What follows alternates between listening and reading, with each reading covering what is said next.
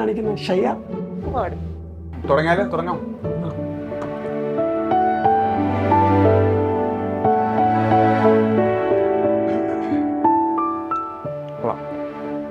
രണ്ട് സർട്ടിഫിക്കറ്റും വെച്ച് നോക്കുമ്പോൾ നല്ല പൊരുത്തമുണ്ട് രണ്ടുപേരും.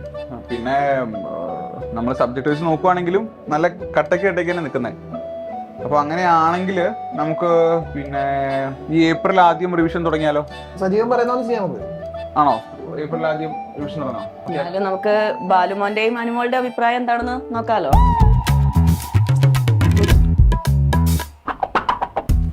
ബാല, എന്തോ നിനക്ക് ഇവിടെ എന്താ നടക്കണെന്ന് അറിയോ? എന്റെ ജാതക എന്റെയും അനുമോളുടെയും സർട്ടിഫിക്കറ്റ് ആയി മാറുന്ന ചടങ്ങല്ലേ? അല്ലേ? അല്ലാതെ പരീക്ഷാ ഹോളിൽ ഇൻവിജിലേറ്ററിൽ കോപ്പി അടിക്കുന്ന പരിപാടി അല്ലല്ലോ. അല്ല.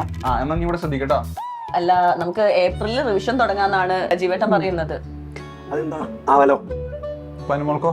എനിക്ക് കുഴപ്പമൊന്നുമില്ല. ബാലൻ ഒരേ ഒരു ആഗ്രഹം, ഒരു കേന്ദ്ര സർക്കാർ ജോലി വേണം തന്നെ ഒരു നിർബന്ധം. അവന്റെ ആഗ്രഹം അതാണെങ്കിൽ അങ്ങനെ ആവട്ടെ എന്ന് ഞാനും വിചാരിച്ചു. അതെ അതെ അതെ. അനുമോളും ഏതായാലും ഇത് തന്നെയാ പറയണത്. രണ്ടുപേരുടെയും നല്ല ഭാവി അവരെ തീരുമാനിക്കട്ടെ അല്ലേ?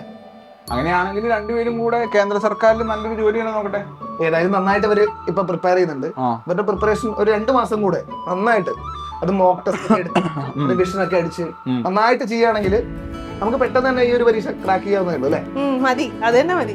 അല്ല, അങ്ങനെയാണെങ്കിലേ നമ്മുടെ കോഴിക്കോട് സൈലം ഇല്ലേ, ആ സൈലത്തിന്റെ SSCയുടെ ഒരു ഓൺലൈൻ ബാച്ച് പുതിയ തുടങ്ങാൻ ഞാൻ അറിഞ്ഞു.